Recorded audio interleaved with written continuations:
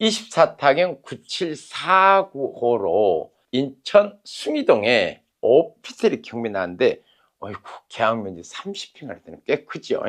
거의 아파트로 사용이 될 것 같네요.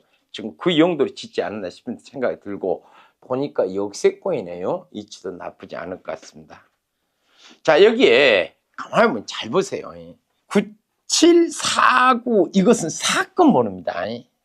근데 뒤에 보니까 7번, 1번, 2번, 3번, 4번 있죠. 이것을 물건 번호 걸어라.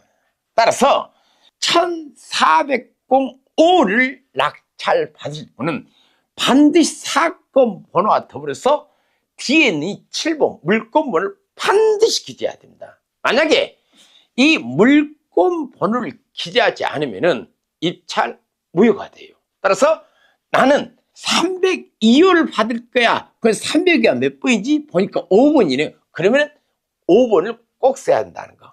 이와 같이 물건이 수개의 물건이 경매에 나왔을 때 입찰하는 방법입니다. 잘 알았어요. 자, 이 경우를 예봅시다. 1번 사건 번호 9749에 1번, 2번, 3번, 4번 해가지고 여기에 물건 경매 나왔다 가정을 합시다. 그러면은 여기서 이 4번 물건에는요, 큰 누군가가 유치권 또는 기타 복잡한 문제를 일으켜서 계속 유찰되고 아무도 입찰 안 해서 12월 달쯤에나 낙찰될 거라 한번 가정을 해봅시다. 예를 들었어요. 근데 이 물건은 너무 좋은 거예요. 향도 남향 있고 모든 조건이 완벽해서 1차, 2차 저때 3월 달에 12일 날 갑이 입찰을 한번 하려고 계획을 잡았어요. 그래 무슨 문제가 생기냐면은 이 갑은 3월 달에 낙찰 받았는데 이 사건 번호 2024 타경 9749번으로 진행 중인 이 경매 사건에서 4번 물건만큼은 문제가 자꾸 석등이 있고 캐벳도 안 들어있어 아무도 입찰 안 할까 12월 달 마지막 5차 때는 낙찰될 것 같다라는 가정하에서 그럼 나는 3월 달에 낙찰 받았는데 12월 달 그냥 기다려야 되느냐라는 문제가 생겨 안 생겨요? 생깁니다. 근데 기다리기도 하고 안 기다려 한다는 이중성 문제 여기서 생기거든요. 무슨 문제냐 하면 말이냐 하면은 잘 들어요. 같이 1번 물건을 3월달 낙찰한 갑 개별적으로 소유권 이전 등기를 할 수 있느냐 없느냐. 안 그러면은 이 갑도 마지막 물건이 낙찰될 때까지 기다려야 되느냐. 그것은 언제예요? 배당기일까지. 이 두 개의 어떤 내용에 있어서 문제가 생깁니다. 자, 첫 번째는요. 1번 물건을 3월달 낙찰받은 갑은 마지막 물건이 낙찰될 때 기다릴 필요 있다 없다? 기다릴 필요 전혀 없이 소유권 이전이 뭐하다? 가능하다라는 것. 이해되셨습니까? 즉 다른 물건은 낙찰되든 말든 문제가 있어서 5월달, 6월달, 8월달, 12월달에 가든 말든 내가 낙찰받은 물건에 있어서는 대금을 납부하고 소액 이전을 할 수 있다 없다? 있다라는 거 꼭 알아두세요.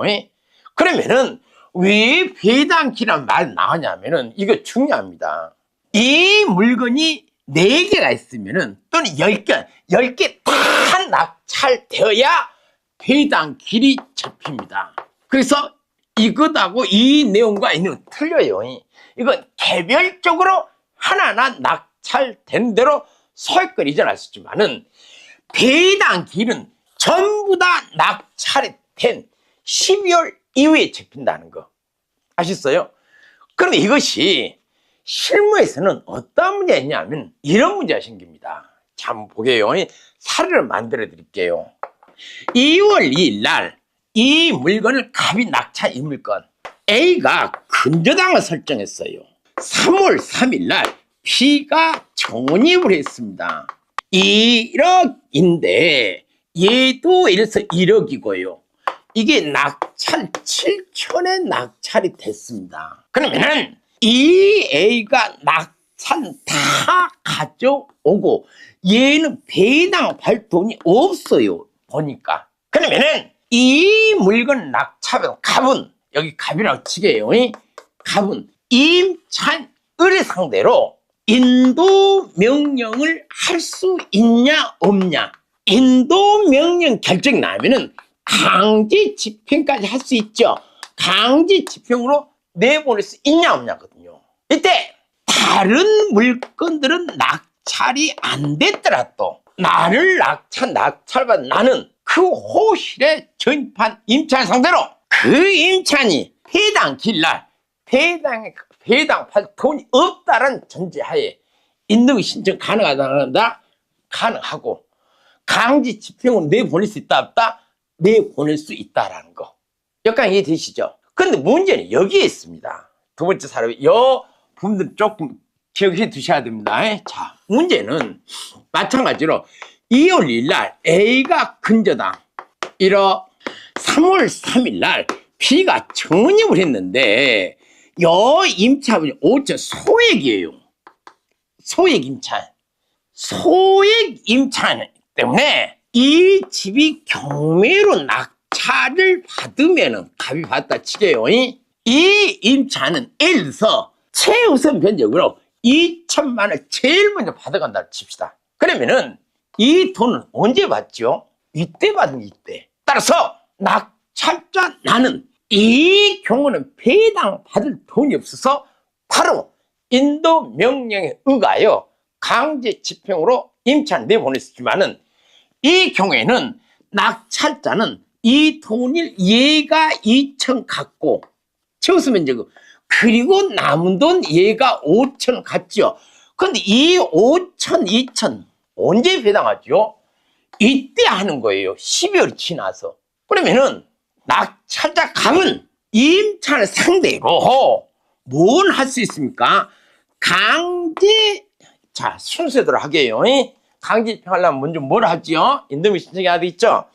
인도 명령을 신청하여 결정 나면은 강제 집행을 한다고 가자. 이때가 가능해요. 근데 요 임차인은 아직 배당길 2천만 원을 배당 받을 수 있는 임차이죠. 따라서 이를 언의로 하여 집행 뭡니까? 정지 신청을 해야 됩니다. 임차인은요. 그래서 낙찰자 갑은 인도 명령 신청해서 강제 집행 가능하나 이 임차인이 가만히 있을 때는 강제 내쫓고 그냥 모든 사항이 종료됩니다. 이랬을 때 임차 역사는 설명 드릴 때 낙찰자의 관점과 임차인의 관점 나눠서 들으세요. 아셨어요? 그래서 낙찰자는 낙찰받고 나서 임차인 B를 상대로 인도 명령에 근거하여 강제 집행 신청을 해서 내보낼 수 있습니다. 이때 임차인이 가만히 아무런 조치 없이 있으면은 이 임차인 내쫓겨나거든요. 그럼 역사 하나 이거 하기 전에요. 만약에 내쫓겨났다 칩시다. 내쫓겨났음에도 불구하고 배당 길라 배당 받을 수 있을까 없을까요? 쫓겨났는데 이 낙찰자의 강제 집행으로 쫓겨났더라도 이 임차인 B는 배당 길날 배당에 참석하여 최우선 받을 수가 있습니다.